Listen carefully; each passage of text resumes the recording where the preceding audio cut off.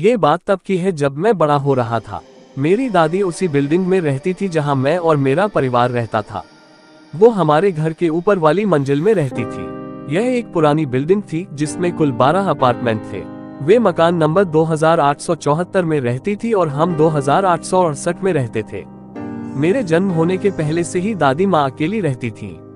उनके सोने वाले कमरे की तरफ जाने वाले हॉलवे में एक अलमारी कोठरी थी जिसमें हर महीने एक अजीब सी घटना होती थी। महीने में एक बार मेरी दादी मेरी माँ को ऊपर बुलाकर उनकी अलमारी को चेक करने के लिए कहती थी। उन्होंने बताया था कि पिछली रात को उनकी अलमारी में से बहुत ज्यादा शोर आ रहा था। एक बार मेरी माँ काम कर रही थी तो उन्होंने मुझे उनकी जगह पर दादी की मदद करने के लिए भेजा। मुझे नहीं पता था कि यह मेरे जीवन को परेशान करने और मेरे जीवन को अस्त व्यस्त करने वाले अनुभवों की एक शुरुआत होगी। जैसे ही मैंने दादी के कमरे में प्रवेश किया और मैं अलमारी की ओर बढ़ा तो मैं वहां का हाल देखकर दंग रह गया। ऐसा लग रहा था कि मानो किसी ने पूरी अलमारी को अस्त व्यस्त कर दिया हो। उनके सारे कपड़े, बक्से खुले हुए और सामान अलमारी से नीचे बिखरे पड़े थे। ऐसा लग रहा था कि मानो दादी के कमरे में कोई तूफान आया हो जो पूरी बिल्डिंग को छोड़कर केवल उनके ही कमरे में आया हो। मैंने दादी से पूछा कि यह कब से हो रहा है तो उन्होंने बताया कि ऐसा पिछले 20 सालों से हो रहा है।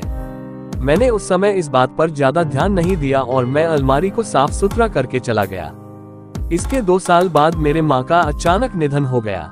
तो मेरी दादी माँ ने हमारा साथ देने और हमें हिम्मत देने के लिए हमारे साथ रहने का फैसला किया ताकि इससे पैसे भी बच जाए और हम सब साथ भी रह सके। इसके कुछ समय पहले ही दादी ने पैसे बचाने और सहायता पाने के लिए हमारे साथ रहने का फैसला किया।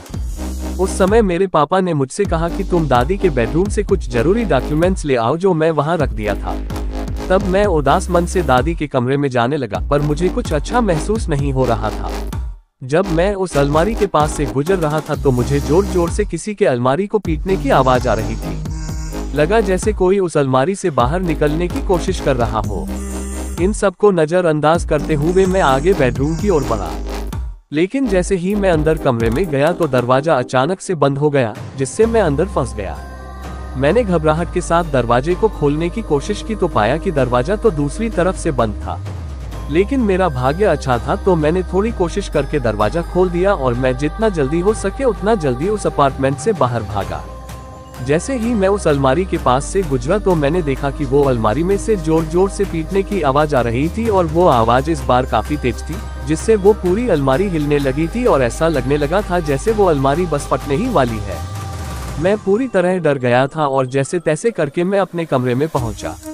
मैंने अपने पापा को दादी माँ के अपार्टमेंट की चाबियां दी और उनसे चिल्लाकर कहा कि आप ही जाकर वो काम कर लो, मैं नहीं जाने वाला। उस अलमारी में आज जो भी हुआ था उससे मैं इतना डर गया था कि अब मैं और वहां जाना क्या उसके बारे में सोचने से भी डरने लगा था। उस दिन के बाद से हमने कभी भी उस घटना का जिक्र नहीं किया और उस दिन के बाद से दादी के कमरे में से जो भी लाना हो वो सारा काम पापा ने ही किया। हम अपने जीवन में आगे बढ़ने लगे और हमारे सामने आए परेशान करने वाले अनुभवों को भूलने की कोशिश करने लगे। आज तक मुझे अभी भी आश्चर्य होता है कि दादी की अलमारी में उन घटनाओं का कारण क्या था या फिर वहां इससे भी अधिक भयानक हो सकता था।